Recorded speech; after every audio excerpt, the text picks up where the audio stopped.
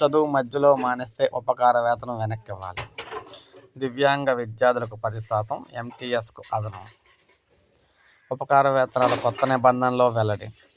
రాష్ట్రంలో అర్హులైన విద్యార్థులకు బోధనా ఫీజులు, ఉపకార వేతనాలు మంజూరైన తర్వాత ఆ చదువును వారు మధ్యలోనే మానేస్తే సంబంధిత సంక్షేమ శాఖలు ఆ విద్యార్థి నుంచి ఫీజును మొత్తం వెనక్కి తీసుకునేలా ప్రభుత్వం అధికారాలు కల్పించింది. కుటుంబంలో ఎంతమంది పిల్లలు ఉన్నా కూడా వారంతా కూడా పోస్ట్ మెట్రిక్ బోధనా ఫీజులు, ఉపకార వేతనాలు పొందేందుకు అర్హులేనని స్పష్టం చేసింది. SC, ST, BC, minority, EBC, దివ్యాంగ విద్యార్థులు ఉపకార వేతనాలు లేదా ప్రొఫెషనల్ కోర్సులకు ఇచ్చే స్టైఫండ్ ఈ రెండింటిలో ఏదో ఒకటి మాత్రమే ఎంచుకోవాలని తెలిపింది. ఈ మేరకు బోధనా ఫీజులు, ఉపకార వేతనాల చెల్లింపులపై కొత్త నిబంధనలో విద్యార్థులకు కొన్ని వెసులుబాట్లు ఇవ్వడంతో పాటు అక్రమాలకు తావివ్వకుండా నిబంధనలు అయితే రూపొందించిందనమాట. ఆదాయ ధృవీకరణ పత్రం ఏటా తీసుకోవాల్సిన అవసరం లేదు. కోర్సులో చేరినప్పుడు తీసుకున్నదే కోర్సు పూర్తయ్యే వరకు చెల్లుబాటు అవుతుంది.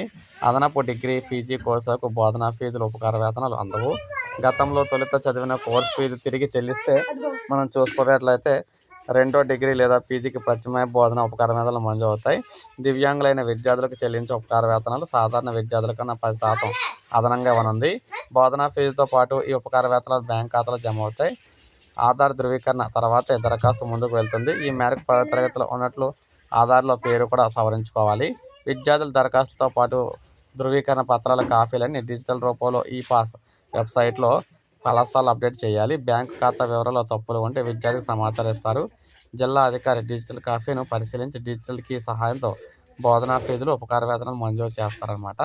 సో ఈ విధంగా మనం చూసుకున్నట్లయితే దివ్యాంగులకు సంబంధించి అదేవిధంగా చదువు మధ్యలో మానేసే వారికి ఉపకార వేతనాలు అయితే ఆపేయాలని చెప్పేసి డిసైడ్ అయితే జరిగింది. అంటే స్కాలర్షిప్లు అయితే ఆపేస్తారనమాట మధ్యలో మానేస్తే. సో ఇది అప్డేట్. ఒక లైక్ చేయండి, సబ్స్క్రైబ్ చేసుకోండి, మన ఛానల్ సబ్స్క్రైబ్ చేసుకోండి.